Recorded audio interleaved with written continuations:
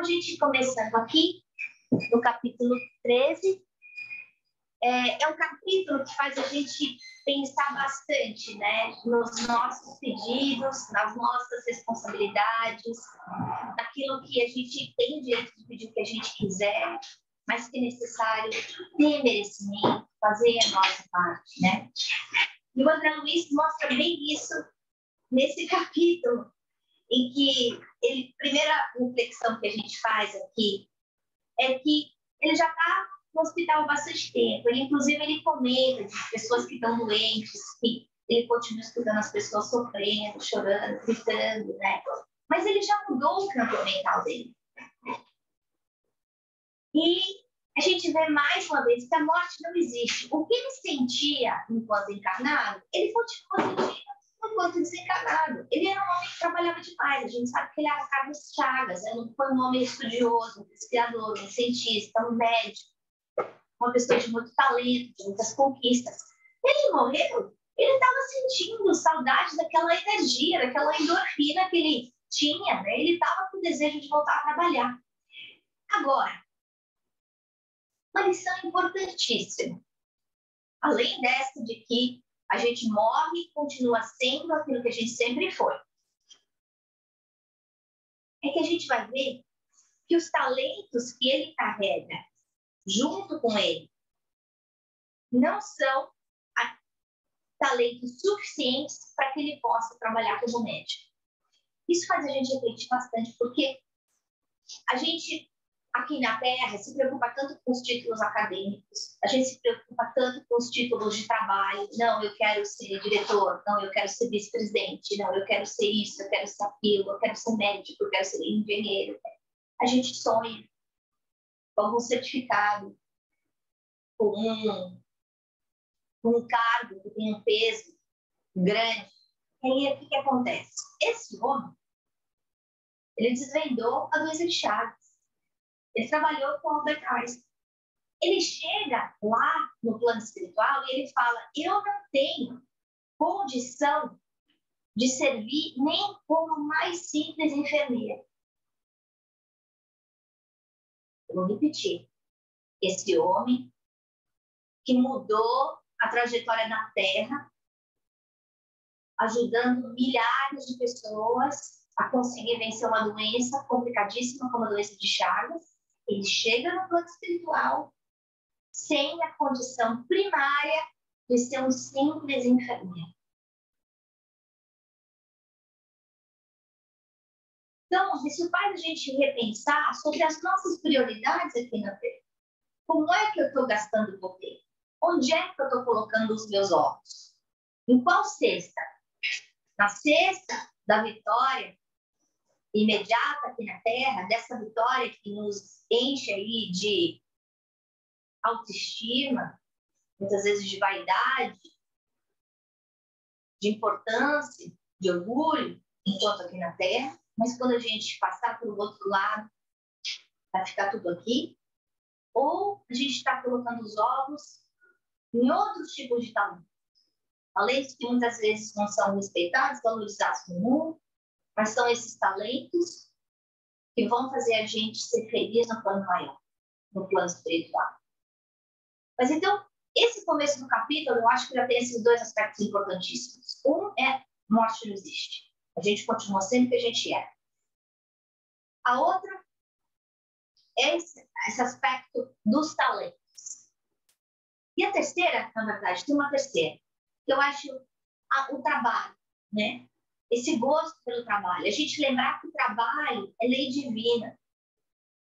Essa história de que a gente chega no plano espiritual, vira anjinho, fica lá em cima da nuvem, tocando harpa e nada acontece, não é verdade.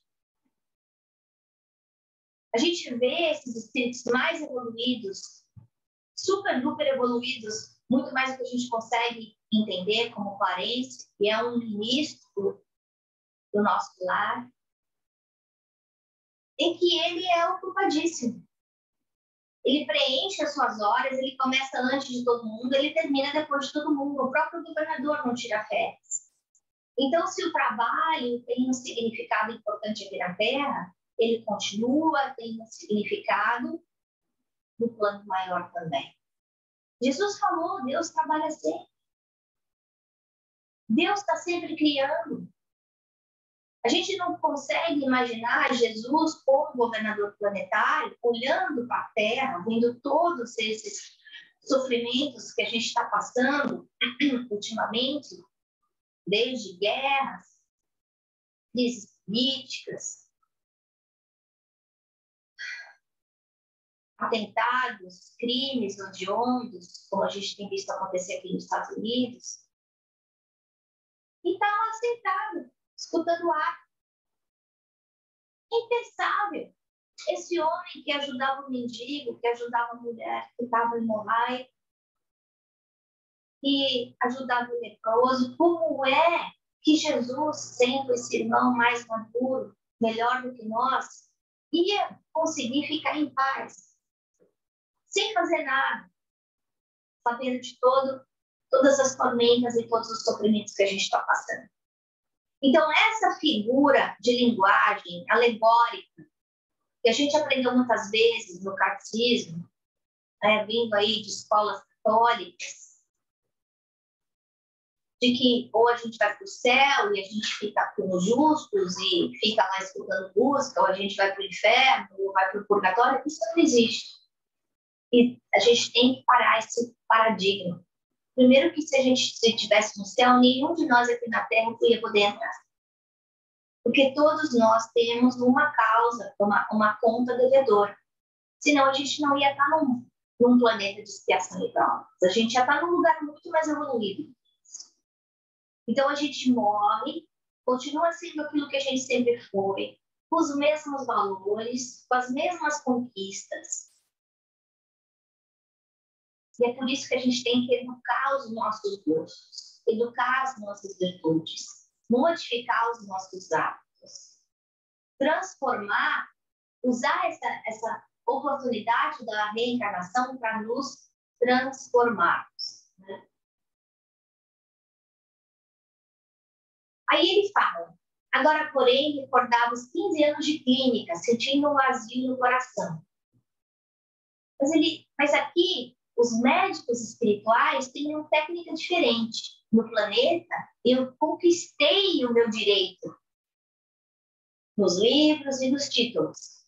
Mas aqui, a medicina começa no coração, exteriorizando-se em amor e cuidado fraternal. Então, pode acontecer que uma pessoa talvez tenha trabalhado com Carlos Chagas, uma pessoa muito simples, talvez um enfermeiro do nível mais simples possível, mas que talvez tenha cuidado muito bem dos seus pacientes de uma forma extremamente amorosa, dedicada, e tenha chegado lá no plano espiritual numa condição muito melhor do que ele.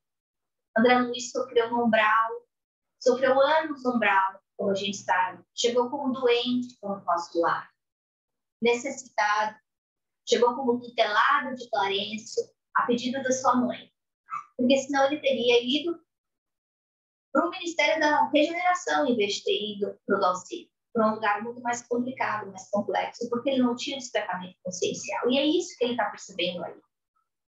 Está caindo a ficha para ele do ups. O que eu aprendi não foi bastante. Mas isso significa que o que ele aprendeu ele vai perder? Não, ele não perde. Essa conquista que a gente consegue aqui no plano material, seja acadêmica, seja moral, ela vai com a gente sempre. Mas para a gente conseguir alçar os voos mais altos, a gente precisa dessas duas asas, a asa da inteligência e a asa do coração. E para servir, e servir é diferente de trabalhar, a gente precisa mais do coração. E a gente aprende, tanto com André Luiz, quanto no Livro dos Espíritos, que é muito mais fácil a gente desenvolver as nossas capacidades intelectuais, acadêmicas, do que o nosso lado moral. É muito mais fácil a gente conseguir se formar como um engenheiro do que a gente aprender a perdoar o outro em 5 anos. A gente vive 50 e não aprende a perdoar. A gente vive 50 anos e não aprende a ter compaixão pelo próximo. Né? Então, essa nossa falta de acuidade moral é o que faz o nosso atraso. E é interessante que a gente vê aí também, mais para frente, é que tudo depende da intenção. Como eu falei, trabalho é diferente de serviço. Tem aquela historinha boba de uma pessoa chega para um trabalhador que estava construindo um muro, estava, na verdade, trabalhando com tijolos e cimento, e pergunta para ele, o que você está fazendo? Ele fala, eu estou construindo uma parede. Aí essa mesma pessoa vai para outro trabalhador e pergunta, o que você está fazendo? Ele estava trabalhando junto com a outra pessoa que estava construindo a parede. E aí esse trabalhador, esse pedreiro, fala para ele, eu estou construindo uma catedral. O mesmo trabalho, mas com conotações completamente diferentes, que faz a gente repensar como é que eu estou tratando o meu dia a dia. Como é que eu estou lavando a louça na minha casa? Como é que eu estou cuidando da educação dos meus filhos? Como é que eu estou indo para o meu trabalho? Como é que eu estou lidando com o meu chefe? Como é que eu estou lidando com os meus subordinados? Como é que eu estou tratando o meu marido? Porque a gente sabe que tudo isso é serviço, é trabalho. Nossa maior responsabilidade aqui na Terra é qual? É o nosso crescimento moral. É nossa vivência moral, as escolhas que a gente faz, né? E essas escolhas, às vezes, elas começam numa cadeia muito simples, muito pequena, dentro da nossa casa. E é esse o ponto de que servir é diferente de trabalhar. A gente não vê ninguém falando, não, Jesus trabalhou muito. Todo mundo sabe que ele era carpinteiro também. Mas o ponto da vida dele não foi o serviço de carpinteiro. Foi o serviço de carpinteiro no coração das pessoas, de reconstrução ou de construção da vida espiritual dentro das pessoas, não fora delas. E Jesus foi aquele que mais serviu. É o maior de todos e foi aquele que no último dia, no dia da ceia, da última ceia, ele vai lá e faz o lava-pés, que foi um exemplo naquela época que ele podia dar de maior humilhação, porque lavar o pé do outro era trabalho com o escravo do escravo. E Jesus faz isso para mostrar que aquele que se faz o menor, aquele que dá mais, é o maior no reino dos céus. Eu sei que todos nós somos ocupados, né? A vida da gente, a dinâmica da vida, ela acaba puxando a gente para lados diferentes de trabalho, de problemas de família, de desenvolvimento pessoal, de divertimento, de crescimento espiritual. E como é que a gente consegue concatenar essas coisas? É um quebra-cabeça para todos nós. Mas uma coisa que é importante é que não basta receber. Eu vou repetir. Não basta receber. Receber é fácil. Não basta trabalhar. Trabalhar é fácil. É necessário a gente servir. É necessário a gente passar por outro degrau. Qualquer enfermeiro dos mais simples em nosso lar tinha conhecimentos e possibilidades muito superiores à minha ciência. Que conhecimentos são esses que ele está falando? São conhecimentos do amor, de compaixão, de auxílio ao próximo, de entrega. Então, apesar dele ter passado por todo o sofrimento que ele passou, apesar dele ter estudado tudo que ele estudou, ele não tinha ainda conseguido desenvolver o músculo no verbo chamado amar. Não tinha conseguido desenvolver o músculo no verbo chamado servir. Ele só sabia trabalhar. Trabalhar para quem? Para ele, para o ego dele. E lá não tinha espaço para o ego. Ele tinha que reaprender a trabalhar. E aí, a gente já sabe que ele é tutelado de parentes, vai conversar com o parente. E aí é interessante a gente fazer algumas análises. A letra, Clarencio, que é ministro. Então, a gente imagina que ele tem uma agenda bem atribulada, né? E ele consegue uma audiência com a Clarencio no dia seguinte. Aí você pode pensar, não, mas ele era queridinho, peixinho do Clarencio, né? Porque a gente sabe que o Clarencio era meio que o mentor dele lá no nosso lar. Mas a gente vê que isso não é verdade. Que o Clarencio, ele chega mais cedo no trabalho, resolve as coisas do dia a dia mais importantes e depois vai conversar com as pessoas que pedem audiência. E aí eu fiquei pensando quantas vezes as pessoas pedem ajuda para a gente fala assim, não tem tempo essa semana. Não tem tempo essa semana, nem a outra, nem a outra, nem a outra. Então fala comigo em abril ou março. Eu não consigo achar uma hora.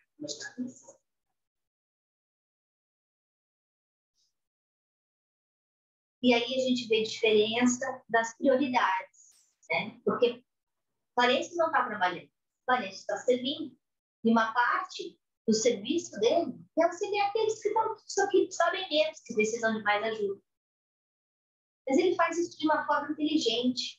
Ele vai e chama de 2 a 2. Para quê? Para que a experiência de um sirva como educação para o outro.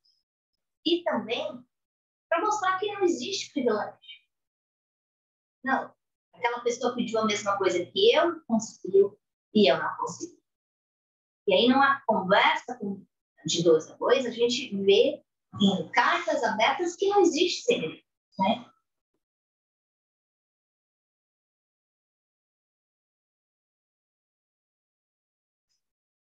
E aí, a primeira pessoa é uma senhora idosa que vai conversar. E é uma senhora que vai fazer um pedido muito razoável, que é, eu preciso de uma intervenção porque os meus filhos estão sofrendo. Mas a gente vê, no decorrer da conversa, que esse não é um pedido real. O pedido dela não é a intercessão. Ela estava pedindo uma intercessão. Ela estava falando, olha, eles estão sofrendo demais, está muito difícil, dá um jeito. Parentes, fala lá com Deus, com Jesus, escala esse problema para mim, porque ele está sofrendo demais.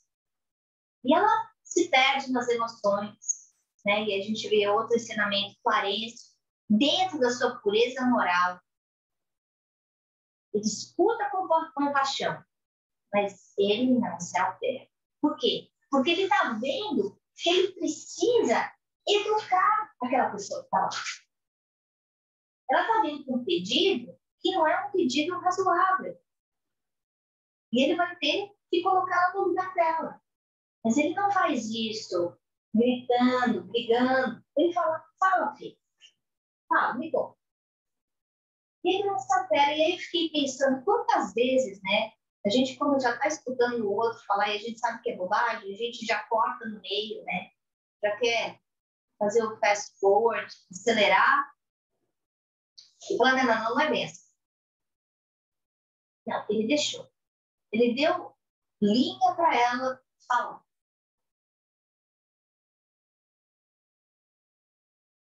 Aí, olha, e ela percebe que ela está falando, olha, então, acho que meus filhos estão sofrendo demais, precisa mudar aí a rota da encarnação. E aí é muito bom, porque ele chega para mim assim, então, você acha que os desígnios de Deus não estão certos? Né? O quem sou eu para modificar os desígnios de Deus? Ela mesma fala, né? Eu sei que Deus está fazendo o que é certo. Quem sou eu para modificar os desígnios de Deus? Aí ele está abrindo a porta para que ela fale o desejo central dela, que não era aquele que ela estava abrindo no começo. E ele explica uma coisa muito importante, que é só no espírito de humildade de trabalho que é possível proteger alguém. Por que ele fala isso? Porque ela não aprendeu, ela não desenvolveu um músculo do servir no plano espiritual. E esse músculo do servir vai dar o quê para a gente? Vai dar paciência de ouvir o Valgrim. Vai trazer compaixão para o nosso coração. Vai ajudar a gente a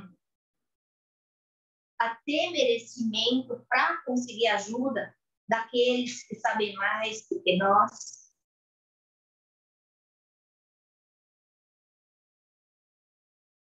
E, no caso dela, ela não conseguiu isso. E aí ele fala, o pai criou um serviço e a cooperação como leis que ninguém pode trair sem prejuízo próprio. Olha só, ele está falando que o serviço e a cooperação são responsabilidades reais da gente. Quantos bônus hora poderá apresentar em benefício da sua pretensão? Você está pedindo que seus filhos sejam protegidos? Mas o quanto que você trabalhou para pedir isso? Então, os nossos pedidos, para serem atendidos, primeiro, eles têm que ser bons para a gente. Segundo, a gente tem que ter merecimento. E a gente vê como trabalhamos pouco. E aí, vem outro ensinamento importante para a gente. É que a gente olha para a coluna de nosso lar e tem a impressão de que é um lugar perfeito, onde ninguém briga, onde as pessoas são boas. Mas são pessoas como a gente. A diferença entre nosso lar e aqui é que elas se esforçam conscientemente para se melhorar. Elas vigiam seus pensamentos, vigiam suas palavras, elas trabalham no bem, não ficam fazendo fofoca, não ficam gastando tempo com bobagem. As oportunidades de trabalho que ela teve mostram para a gente que mesmo no nosso lar tem dificuldade. Ela fala de luta incessante contra entidades malfazejas nas tarefas regeneradoras.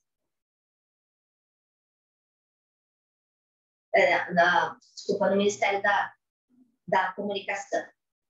Depois, nas tarefas regeneradoras, ela fala, mas como é que eu conseguia tolerar aquelas pessoas difíceis? Aí, ele tinha ofertado um outro trabalho. E aí ela falou, só encontrei experiências exaustivas, fluidos estranhos, chefes ásperos. Então, os problemas, as dificuldades, elas vão continuar. Quem tem que mudar não é o outro. Quem tem que mudar é a gente. E a gente só vai mudar através do exercício desse músculo. Se eu quero correr uma maratona, eu tenho que começar primeiro andando. Eu tenho que começar correndo 1 milha, 5 milhas, 10 milhas. Não adianta eu achar que de hoje para amanhã, sem preparo físico, sem preparo mental, eu vou conseguir correr uma maratona no final de semana. Correr uma maratona é mais fácil do que a maratona, né? Que é o que a gente está vendo aí. E aí, Clarence fala, pois note, minha amiga, esclareceu o devotado seguro orientador, o trabalho e a humildade são as duas margens do caminho do auxílio. Para ajudarmos alguém, precisamos de irmãos que se façam cooperadores, amigos, protetores e servos nossos. Antes de amparar os que amamos, é indispensável estabelecer correntes de simpatia. Sem a cooperação, é impossível atender com eficiência. Então, quer dizer que a gente tem que servir pensando egoisticamente? Quer dizer que eu tenho que pensar que se eu não ajudar, eu não vou conseguir ser ajudado? Não, não necessariamente, porque a hora que a gente desenvolve esse músculo de fazer o bem, a gente percebe o quê? Que ele vem naturalmente, né? A gente naturalmente começa a fazer o bem sem saber. Quando a gente percebe, a gente está fazendo bem para todo mundo.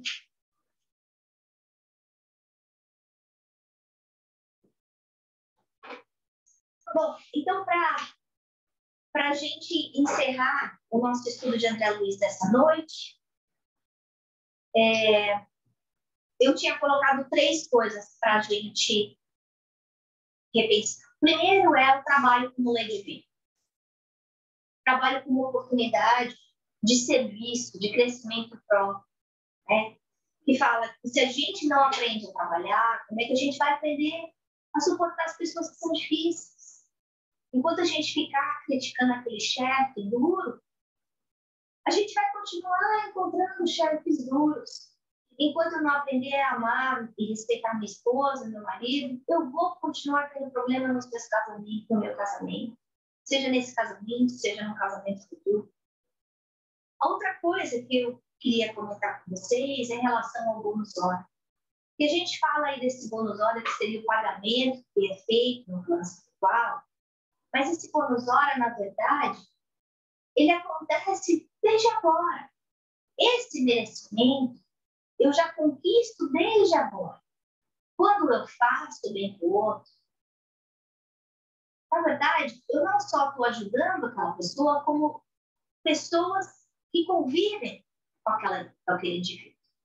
E a gente viu isso muito forte no livro Libertação, em que o mentor ajuda os filhos de 2 dos maiores obsessores da história, daquele livro, e com isso ele recebe a gratidão dos pais.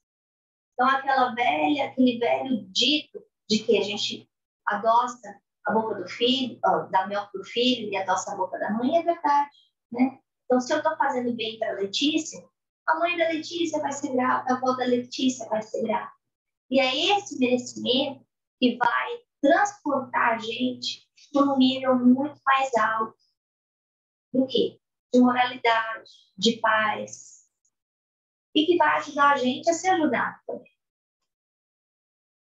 E o terceiro ponto é do servidor. O servidor é aquele que obedece e construi. O que quer dizer isso?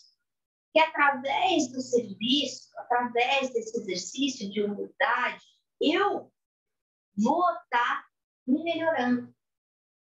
Então, não é o obedecer com raiva, com indignação, com revolta, praguejando. Não, é fazer com amor. Eu estou lavando louça, eu não gosto de lavar louça, mas eu estou lavando louça e eu vou estar lavando louça com amor. Eu estou fazendo comida, não gosto de cozinhar, mas se hoje é o dia que eu tenho que fazer o jantar, eu vou fazer com amor. Eu tenho que conviver com uma pessoa difícil no trabalho, não gosta daquela pessoa, aquela pessoa não gosta de mim, em vez de ficar brigando com aquela pessoa, eu vou vibrar amor. Eu posso estar sendo um servidor o tempo inteiro, depende de mim, né? Mas é só nessa construção, e essa construção não é do lado de fora, essa construção é do lado de dentro. É essa construção que vai fazer a gente ser mais feliz quando a gente partir para o plano maior. É isso que eu tinha para falar para vocês. E aí agora eu queria que a gente entrasse nas nossas perguntas, se todo mundo pudesse virar a câmera para a gente conversar. Quem quer comentar o capítulo de hoje? Imagina como é que André Luiz se sentiu, né? Depois, porque a experiência daquela senhora foi refletida na experiência dele, né? Ele, como médico, ele não serviu, ele trabalhou, né? Então, que merecimento ele tinha para pedir todas as coisas que ele queria pedir? Se ele tinha intenção de pedir para ser como médico, para começar como médico, né? Quem quer comentar?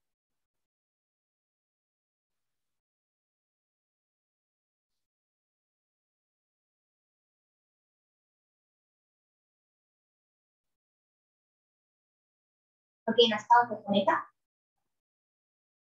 O caminho que eu fiquei refletindo assim foi...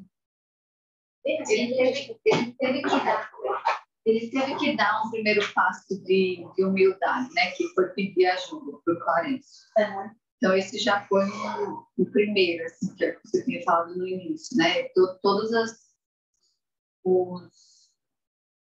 accomplishments que ele tinha realizado na Terra, ele conseguiu parar para parar um pouco, assim, né? Não é tudo aquilo, mas eu preciso de ajuda e eu quero, de alguma forma, trabalhar, né? Acho que ele não pensava nisso de servir, mas ele pensava em trabalhar. Então, me chamou a atenção, assim, esse primeiro passo, que é o que Jesus espera da gente, né? A gente comentou até sobre isso no projeto de segunda-feira, né? Que até quando Jesus estava aqui na Terra, antes de fazer qualquer milagre, antes de atender o pedido de alguém, ele sempre perguntava: qual é o seu pedido? O que você quer que eu faça, né? Para ter um pouco do nosso movimento também. Uhum. E a mulher foi antes dele, né? E quando ele ouviu a conversa, já ficou meio assim: eu nem vou pedir mais. Não é? Nem vou pedir mais. Mas ele conseguiu, assim, né? Refletir sobre isso, sobre essa troca, né? Que eu acho que é também uma das lições desse capítulo, assim, essa troca da gente saber receber e também saber ofertar, né? Uhum. Acho que assim, aprender com o outro também, né? Assim, nesse caso, eu também fico pensando, né? Imagina, ele nem, eu acho que às vezes tem uns exemplos da nossa vida que vem, justamente a gente quer de mais uma coisa, e tem os exemplos da nossa volta, tipo, dando uma mensagem, se a gente observar também, né, o que a vida está nos trazendo como um exemplo está do nosso lado e a gente fica teimando uma coisa. Então, se reflete muito.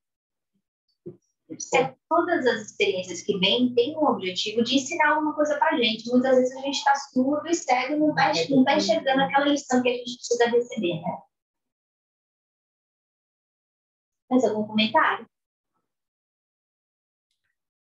Se ninguém tiver mais coisa para falar, eu quero falar. Pode falar. Então, Ana, eu acompanhei atentamente os seus comentários, que foram excelentes em cima do texto, e o tempo todo eu senti que o plano espiritual hoje renovou o mesmo apelo que nos fez na aula de segunda-feira. Foi o que eu senti também, eu até comentei isso no grupo. Foi o que eu senti.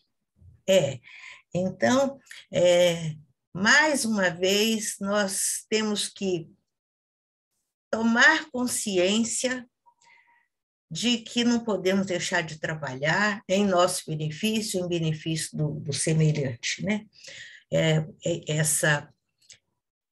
Esse cuidado, essa proteção conosco e com o outro seja familiar, amigo, etc., como a gente viu na aula, é o dever maior, é o sentido maior, o objetivo maior da nossa vida. Era isso. Mais sementinhas foram trazidas. Mas eu acho que é o tema da semana mesmo. Mais algum comentário? Para a gente encerrar?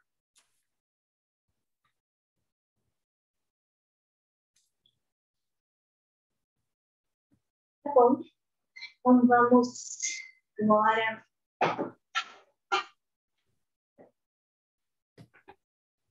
tomando os nossos corações, fechando os nossos olhos,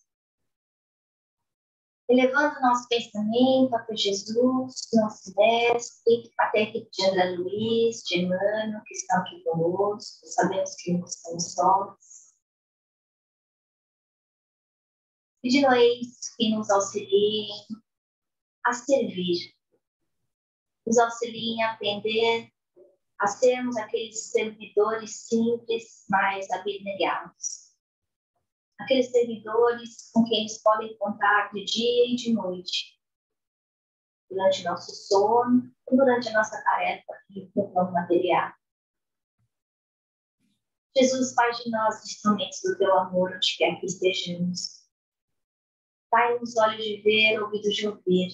Dai-nos coragem, fé, determinação, disciplina, para que nós saibamos corresponder às expectativas que foram acertadas antes da nossa encarnação. Nós pedimos, em especial, pelo nosso centro espírita Chico Xavier, para que bênçãos de luz possam cair sobre essa casa nesse instante, assim como para todos os seus trabalhadores, seus lares, onde quer que estejam. Paz, amor, luz, enchendo todos os ambientes, todas as famílias, trazendo muita harmonia entre nós, para que esta casa, Senhor, possa ser aquele ponto de luz aqui no planeta Terra, onde os mensageiros celestiais saibam que aqui existe uma casa de Jesus. E nós, durante esse ano, possamos continuar os nossos estudos, terminando esse livro tão lindo, mas acima de tudo, levando junto conosco a experiência de Ana Luiz e aprimorando os nossos hábitos, no nosso dia a dia. Fica conosco. Obrigada, pessoal.